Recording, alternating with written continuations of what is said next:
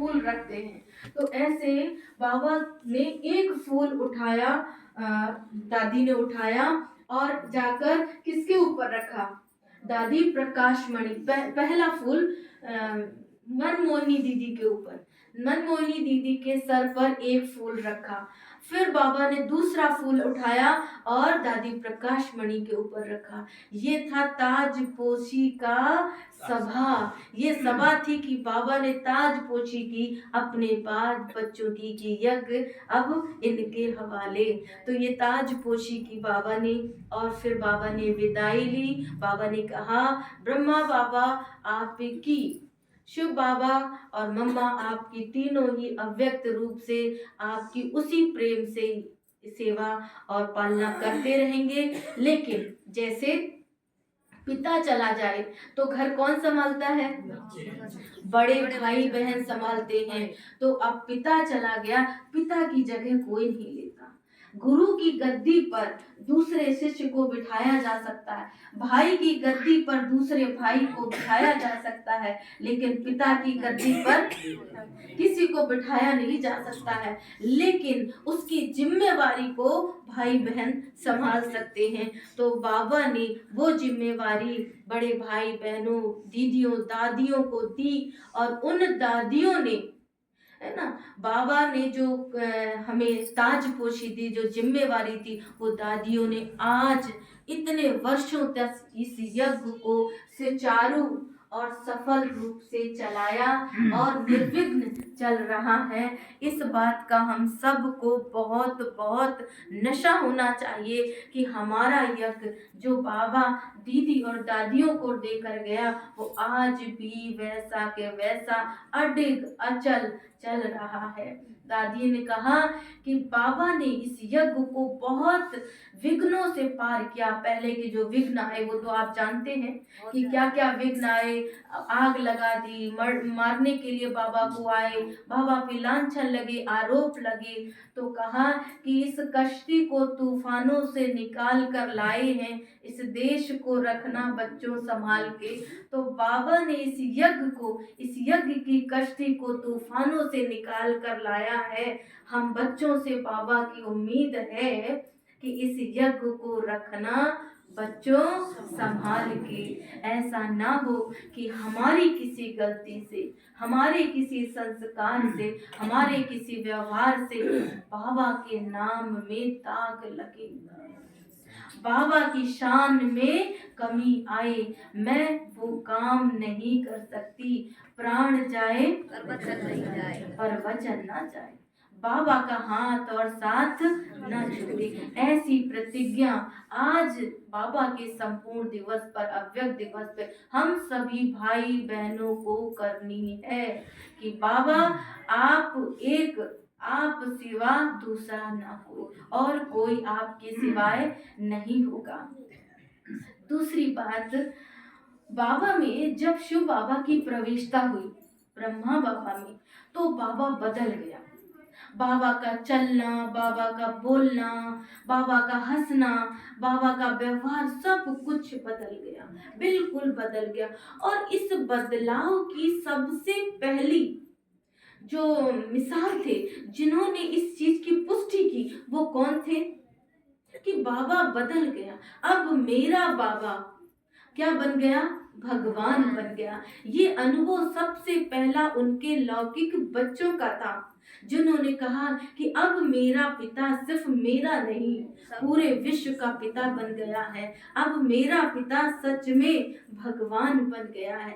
तो सिर्फ मैं उसे अपने पिता की नजर से नहीं देखूं, सारे विश्व का बाबा को कल्याण करना है, सारे विश्व का, तो मुझे उसके कार्य में सहयोगी बनना। उनके बच्चों का पहला बदलाव, उनकी पत्नी का पहला बदलाव, जो पत्नी का पति था बाबा, उस पत्नी को ये अनुभव होने लगा कि बाबा अब बदल गया है, बाबा की अब दृष्टि वो नहीं रही जो पहले थी। और ये अनुभव होते ही यशोदा माता ने ये अंदर संकल्प किया कि अब अगर मैं अपने पति को पति की दृष्टि से देखूंगी तो वो पाप होगा, क्योंकि अब वो भगवान की गद्दी पर बैठ गया। अब तो ये बाबा का बच्चा है, तो हम हम सब भी उसको उसी भाव से देखें जिस भाव से सारा संसार उनको देख रहा है। एक पिता के रूप से, एक विश्व कल्याण की आत्मा के रूप से, श्री कृष्ण की आत्मा के रूप में उन्होंने देखा और अंत तक बाबा की मदद की। बच्चों ने की, यशोदा माता ने की। तो बाबा की जो परम शुभ बाबा की पधरामणि ब्रह्मा बाबा में हुई, वो अपने आप बाबा ने नहीं कहा कि मैं बदल गया, मैं ब्रह्मा बन गया हूँ, आप लोग मुझे रिगार्ड दो, मुझे सम्मान दो। नहीं, बाबा के कर्म, बाबा की चलन, बाबा के व्यवहार बाबा को भगवान बना गए। ऐसा था भगवान का शिव ब्रह्मा बाबा का परिवर्तन। एक बाबा, एक साक्षात्कार, एक ज्ञान, एक बार बाबा की पधरामणि ने बाबा को ये बता दिया कि अब मुझे इस संसार से जाना है और मुझे एक नई दुनिया की स्थापना करनी है, जिसके लिए मुझे एक ऐसा संगठन बनाना है, आप जैसा संगठन। ये तो एक छोटा संगठन है, ऐसे जाने कितने संगठन बाबा के इस संसार में है। देश नहीं, विदेशों में है, गली गली में है, हर घर में है। माता पिता, भाई बहन, छोटा बड़ा, हर एक मनुष्य आत्मा ये स्वीकार करती है, जो बाबा की श्रीमत, जो बाबा के कदम, वही अब मेरे कदम। ऐसा हम सबका क्या है, अनुभव है। तो ये नजरिया हम सबको भी आज संकल्प करना है कि मैं बदलूंगी। तो आप ये नहीं समझो दीदी ये बदलते नहीं, आप दृढ़ता रखो, अगर मैं सच में बदल जाऊंगी तो सामने वाले की दृष्टि सच में बदल जाएगी। कमी सामने वालों में नहीं है, कमी हमारे बदलने में है, हमारी स्थिति के परिवर्तन में है। तो अब किसको बदलेंगे, बताइए माताएं? अपने आप को। बाबा की याद इतनी गहरी चाहिए, क्योंकि जो हमारे पुराने संस्कार हैं वो इतने गहरे चले गए हैं कि उनकी हल्की फुल्की याद से वो खत्म नहीं होंगे। तो उसके लिए याद भी गहरी चाहिए। जैसे कोई कांटा लग जाता है पैर में, तो उस कांटे को निकालने के लिए सुई उस कांटे के अंदर तक डालनी पड़ती है। भले दर्द होता है, लेकिन अगर कांटा निकालना है तो उस सुई को उससे ज्यादा गहराई में ले जाना होगा। तो ऐसे ही जो हमारे पुराने संस्कार हैं वो इतनी गहराई में चले गए हैं कि वो जल्दी से ऊपर परिवर्तित होते नहीं। तो हमें याद की इतनी गहन शक्ति चाहिए, अभ्यास चाहिए कि उसकी अंदर तक जाकर उन पुराने संस्कारों को वो योग अभ्यास खत्म कर सके। ऐसा अभ्यास हमको चाहिए। अब इस अभ्यास को और इस स्थिति को बनाने के लिए हमें कुछ बातों पर विशेष ध्यान देना होगा। मैंने लिखी हुई है, मैं आपको बताती हूँ कि वो कुछ चीजें हैं। बाबा के 18 कदम है ना। बाबा ने लास्ट जो हमें संकल्प दिया, निराकार, निराकारी, निर्विकारी और निरंकारी, ये बाबा के लास्ट महावाक्य थे, जो हम सबको अवस्था हमें सबको ऐसी ही बनानी है कि हम निराकारी बने। निराकारी का अर्थ, मैं चैतन्य शक्ति आत्मा, मैं स्वयं हूँ और जितने को मैं देखती हूँ वो सब भी कैसी है, चैतन्य निराकारी आत्मा। निर्विकारी, निर्विकारी का अर्थ कि मेरे अंदर जो भी विकार हैं, मनसा वाचा कर्मणा, उन सब विकारों से मैं क्या हो जाऊं, मुक्त हो जाऊं। वो है हमारी निर्विकारी अवस्था। और निरहंकारी, अब जो हमने अवस्था बनाई है, इस अवस्था का भी हमें कहीं अहम ना आ जाए, इतना निरहंकारी बनना है, तब जाके हम बाप समान बन पाएंगे, संपन्न बन पाएंगे और संपूर्ण बन पाएंगे। तो देखिए पॉइंट्स हैं। सबसे पहला, आप सबको अगर आपको अवस्था अपनी अच्छी बनानी है तो एकांतवासी बनना होगा। क्या बनना होगा, थोड़ा सा एकांतवासी। हम बहुत ज्यादा वार्तालाप में, बातचीत में, इसमें रहेंगे अगर, तो हम भगवान को कब याद करेंगे। थोड़ा सा खुद को एकांतवासी बनाना होगा। दूसरा पॉइंट, मूड को घड़ी घड़ी नहीं बदलो। घड़ी घड़ी मूड बदलते हैं ना, अभी तो बहुत अच्छा, अभी तो मूड बदल गया, अभी मूड सेवा का था, अभी मूड सेवा का नहीं है, अभी मूड खुशनुमा था, अभी मूड रोने। घड़ी घड़ी मूड को नहीं बदलो, अपनी अवस्था को एक रस रखो। तीसरी पॉइंट, स्थिति को बनाने में बहुत मेहनत है, टाइम लगता है, इसलिए किसी बात से अपनी अवस्था को गिराए नहीं। जैसे हम अपनी अवस्था को एक रस बनाए, तो जो अवस्था मैंने बनाई, मान लीजिए मैंने 10 सालों से भोजन की, अपनी शुद्धि भोजन को बरकरार रखा है, उसकी प्रतिज्ञा की है, तो सोचिए 10 साल मायने रखता है। अब अचानक कोई कहे कि ये बहुत अच्छी चीज है, चलता है इतना, तो क्या 10 साल की तपस्या आप घड़ी में तोड़ देंगे? नहीं। इस अवस्था को बनाने में मुझे इतना समय लगा, मैं अब किसी कीमत पर इसे तोड़ूंगी नहीं। ये भी पक्का रहना चाहिए अंदर में, यानी कि अचल अडोल। अपनी जो मैंने संकल्प किया है उसमें दृढ़ता होनी चाहिए। नेक्स्ट है, लौकिक को अलौकिक में बदलो। जो लौकिक है, लौकिक परिवार, लौकिक बातें, लौकिक संबंध, लौकिक बातों को भी किसमें बदल दो? अलौकिक में। आप कहीं जा रहे हो, देखो हम वहां घूम कर आए थे, लेकिन अगर वो कहो कि हम वहां घूमने गए तो हमने वहां बैठकर बाबा को याद किया और सब भक्त आत्माओं को सकाश दिया। प्रयागराज घूमने जाएंगे, घूमने जाइए, पर वहां पर भी अलौकिकता हो कि मैं एक किसी न किसी आत्मा को, संत को, महात्मा को बाबा का परिचय देकर आऊंगी, उसमें भी अलौकिकता हो। डुबकी लगाएंगे, लेकिन बाबा ने तो मुझे कब से डुबकी लगा दी है ज्ञान गंगा में। तो जो बातें हैं अलौकिक, उनमें भी अलौकिकता। अच्छा, ये मेरा परिवार का बच्चा है, ये मेरा बेटा है, मेरा ये बाबा के बच्चे हो गए, क्योंकि बाबा से मैंने कहा था सब कुछ तेरा है, ये तन मन धन सब तेरा है, तो ये बच्चा भी अब बाबा का। लौकिक अलौकिक हुआ ना। तो बातों को, संबंधों को, लेन देन को भी क्या करो? लौकिकता को अलौकिक में परिवर्तन करो। नेक्स्ट बात है कि बाबा मेरा साथी है। पॉइंट्स आप लोग बाद में लिख लीजिएगा। बाबा मेरा साथी है, ये पक्की अनुभूति हो। मेरा बाबा साथी है, जिसका साथी है भगवान, उसको क्या रोकेगा? आंधी और तूफान। ये अनुभूति हो किसी के साथ, किसी का साथी, दोस्त या पति साथ हो, तो वो क्या कहेगा? मुझे क्या फिक्र जब मेरे साथी मेरे साथ है। तो अब मेरा साथी कौन है? उस साथी से भी बड़ा साथी कौन है? बाबा। तो मेरी हर मुश्किल आसान है। तो हर घड़ी, हर दिन मुझे ये याद रहना चाहिए कि मेरा साथी, जोर से बोलिए, मेरा साथी बाबा है। अगली बात है, व्यर्थ से बचे। व्यर्थ को बहुत लंबे टाइम तक खींचो नहीं। कोई बात हुई, कोई घटना हुई, कोई समस्या आई, उसको रबर की तरह बहुत खींचे नहीं। व्यर्थ को तुरंत फुल स्टॉप, क्योंकि जो हुआ, जो होगा तुरंत फुल स्टॉप लगाइए। ब्रेक पावरफुल होना चाहिए माताओं।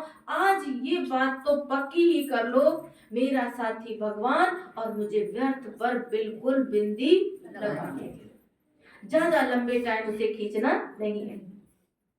अगला है, जहां प्रेम होता है वहां मन जाता है।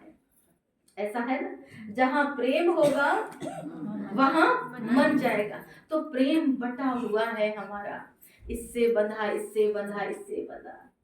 दिल के टुकड़े, जब प्रेम बटा है और जिस दिन टूटेगा तो गीत गाएंगे कि दिल के टुकड़े हजार हुए, कोई इधर गिरा, कोई इधर गिरा। इसलिए जो दिल का प्रेम है वो किसको दे दो? ये दिल एक है, और किसको दे दिया आप सबने? तो डोर किससे बन गई? तो जहां प्रेम होगा वहां तो मन खिंच के जाएगा ना, जाएगा नहीं? बताइए। मन तो ऑटोमेटिक खिंच के जाएगा। आपको बाबा से प्यार कराने की जरूरत नहीं, बाबा से प्यार करने की जरूरत नहीं, मन तो ऑटोमेटिक वहां बार बार जाएगा। तो क्या करो प्यारी माताओं, भाई, क्या करें? प्रेम करो, प्रेम करो, ऐसा प्रेम करो जो मेरा दिल वहां पे लगा रहे। ऐसा खूंटी में टंगा दो कि यहाँ पर मेरी एक चीज है, तो बार बार बुद्धि कहाँ जाएगी? वहां रखा। मैंने अपना सोना, अपना खजाना कहाँ गाड़ दिया? बाबा के रूम में गाड़ दो, तो घड़ी घड़ी बाबा का रूम याद आता है। तो खजाना गुणों का, शक्तियों का मैंने बाबा से लिया है, और वहीं पर बुद्धि हमारी हमेशा लटकी रहे। तो जहाँ प्रेम होगा वहां पर मन ऑटोमेटिक जाएगा। अगला है लक्ष्य निश्चित करो, मुझे कहाँ जाना है। लक्ष्य निश्चित करो, कहाँ जाना है माताओं? कृष्णा नगर, जमुना नगर। कल बताया दादी निर्मल शांता जी से किसी ने पूछा कि मुझे फलानी जगह का रास्ता बताओ। दादी ने कहा तुझे मैं वहां का रास्ता क्यों बताऊं, मुझे वहां का रास्ता नहीं पता। तुझे परम धाम का रास्ता पूछना तो बताऊं मैं तेरे को। मैं तेरे को बताती हूँ कि तुझे परम धाम कैसे जाना है। तो बड़ा आश्चर्य हुआ, ये परम धाम का रास्ता बताती, वहां कैसे जाता है कोई? उस भाई ने पूछा, बाबा के पास लेकर गई दादी, और बाबा को बोला बाबा कि इस भाई को परम धाम का रास्ता बताओ आप। और बाबा ने बताया, और वो बच्चा बाबा का पक्का बच्चा और सहयोगी बना परम धाम का। तो आप सबको कहाँ जाना है बताओ? कहीं तो नहीं जाना ना, परिक्रमा लगाने कहीं और नहीं। हम सबको जाना है कहाँ? परम धाम, राजी राजी या गैर राजी। तो क्या करो? लक्ष्य निश्चित करो, कहाँ जाना है? परम धाम। किसके साथ जाना है?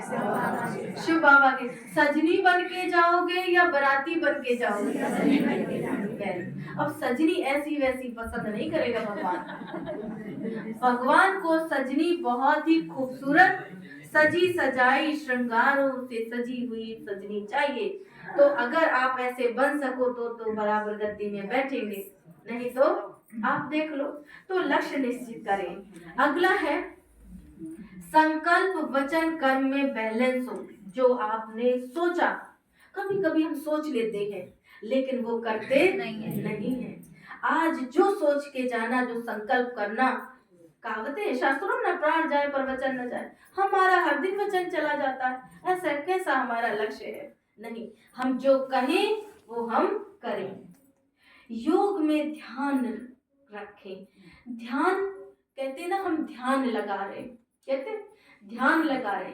तो जो योग सब्जेक्ट है उसे बहुत साधारण नहीं ले, ध्यान से, जैसे कहते ना बहन, वहां ध्यान से जाना। कोई चीज पढ़ने को देते हैं कि ध्यान से पढ़ना, कहीं चीज कोई छूट ना जाए। अच्छा, जो इंजीनियर होगा वो जब देखने आएगा कि मुझे घर बनाना है, तो क्या ऐसे ही देख लेगा? कैसे देखेगा?